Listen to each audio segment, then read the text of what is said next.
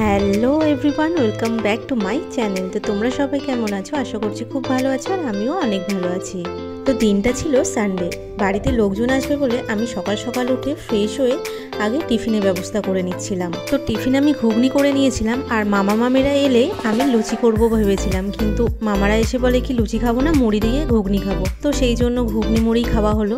আর মামারা যখন এসে তখন আমি ভিডিও করতে পারিনি, ভুলেই গিয়েছিলাম ভিডিও করার কথা। তো যাই হোক, সব টিফিন করে নিয়ে জোগাড় হচ্ছে আমাদের দুপুরের মেনু।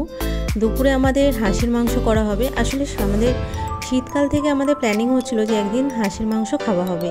তো সেই খাওয়া হবে হবে করে আর কেউ আসেও না, করাও হয় না। তো সবাই সবার কাজে ব্যস্ত ছিল, সেই জন্য আর আসা হয়নি। তো এই সানডে ঠিক করা হলো যে আমরা খাবো।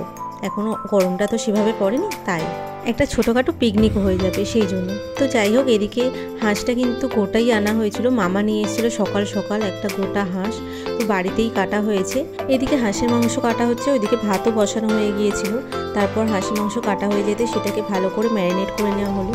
প্রথমে পেঁয়াজ কুচি, তারপর লঙ্কার গুঁড়ো, হলুদ গুঁড়ো, জিরে গুঁড়ো, স্বাদ মতো নুন, সর্ষের তেল, আর দেওয়া হয়েছিল আদা রসুনের পেস্ট।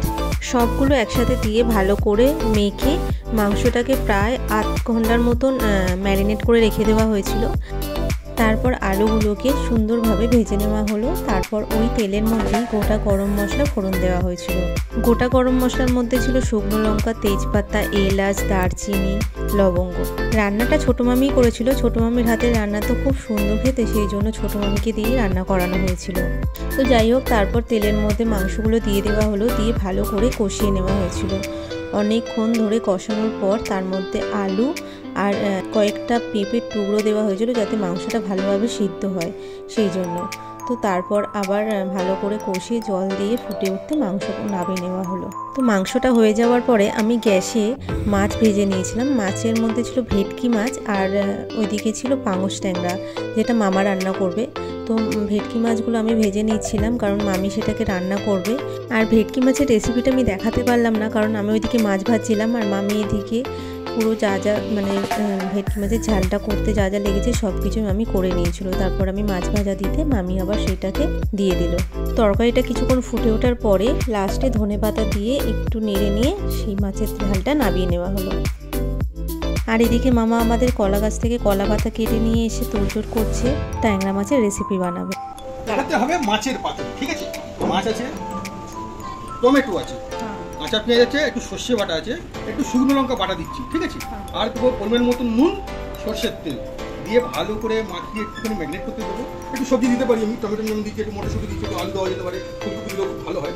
দিয়ে মাখিয়ে কিছুক্ষণ ম্যারিনেট করে রাখার পরে পাতায় আরাম করে সাজাবো, সেটা দেখাবো, দেখিয়ে তোমাদেরকে কেমন বানাতে হয় করে খাওয়াবো। সবাই খেয়ে বলবে কিন্তু কেমন লাগছে, কেমন? যেখানে মাছগুলো দিয়েছি, এবার দিকে মশলাটা দিচ্ছি। হ্যাঁ, এতে আছে লঙ্কা বাটা, হ্যাঁ এতে দিচ্ছি পরিমাণ মতো নুন, কে কিরম নুন খাই জানি না, নুন দিয়ে দিলাম। আচ্ছা, যদি নুন একটু কম হলে পরে দিয়ে খাওয়া যাবে, বেশি হলে খাওয়া যাবে, বুঝে যাচ্ছে তো? এবার দেবো আমি তেল, এবার দেবো সরিষার তেল বা মাস্টার অয়েল। মানে তেল তো আর কড়াতে দেওয়া যাবে না, এটা পাতার মধ্যে দিতে হবে, তার জন্য এখানে একটু বেশি করে তেল দিতে হয়, যাতে মাছটা পুড়ে পুড়ে না যায়। কেমন? দিলাম তেল, দিলাম পরিমাণ,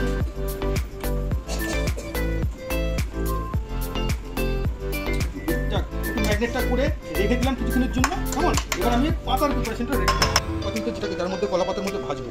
কেমন? ওই জন্য এক ফোঁটা তেল দিয়ে দিলাম, তেলটা দিয়ে মাখিয়ে দেবো ভালো করে, যাতে একেবারে না হয়। কড়াইতে এক ফোঁটা দিয়ে দেবো, যাতে পাতাটা পুড়ে গিয়ে না আটকে যায় না। ভালো করে তেল মাখিয়ে দিলাম, বেশ করে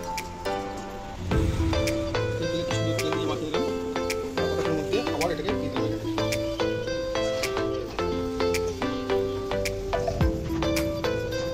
এবার মাছগুলো সাজাবো। মাছগুলো সাজাচ্ছি সুন্দর করে।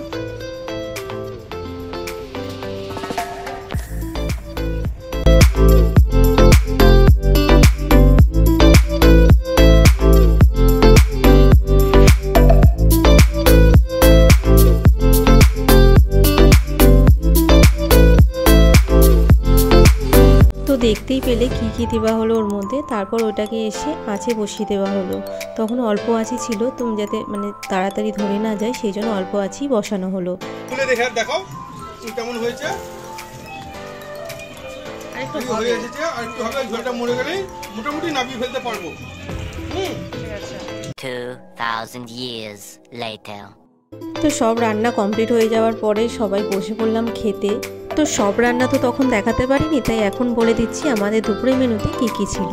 তো ভাত, শাক ভাজা, ডাল, বেগুন ভাজা, ভেটকি মাছের ঝাল, আর ছিল ট্যাংরা মাছের পাতায় পোড়া, আর ছিল হাঁসের মাংস, স্যালাড, চাটনি।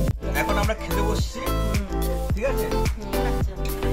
এখন শাক দিয়ে ভাত খাচ্ছি, তারপর বেগুন দিয়ে ডাল দিয়ে খাবো, তারপর হচ্ছে মাছ, ভেটকি মাছ, তারপরে মাছের পাতুরি, ওটা হচ্ছে মাছ পাতায় না পাঙাশ ট্যাংরা আমরা খাবো, তারপরে হচ্ছে হাঁসের মাংস, তারপর চাটনি, তারপর স্যালাড লাস্টে খাই হবে আগে থেকে।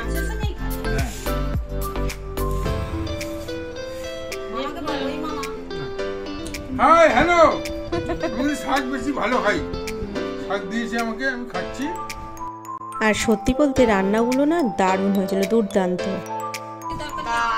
দারুণ, সেই স্বাদ। হ্যাঁ, ওই শাক ভাজি রান্না সেই স্বাদ, হেভি। আর জানো শাক ভাজাটা না আমি করেছিলাম, আর শাক ভাজা দিয়েই সবাই অর্ধেক ভাত খেয়ে নিয়েছিল। সবাই বলেছে শাক ভাজাটা নাকি খুব সুন্দর হয়েছে, আমার যা ভালো লেগেছে শুনে। তো আজকের ভিডিওটা এই পর্যন্তই, দেখা হবে অন্য কোনো ভিডিওতে। ততক্ষণ তোমরা ভালো থেকো, সুস্থ থেকো, টাটা, বাই।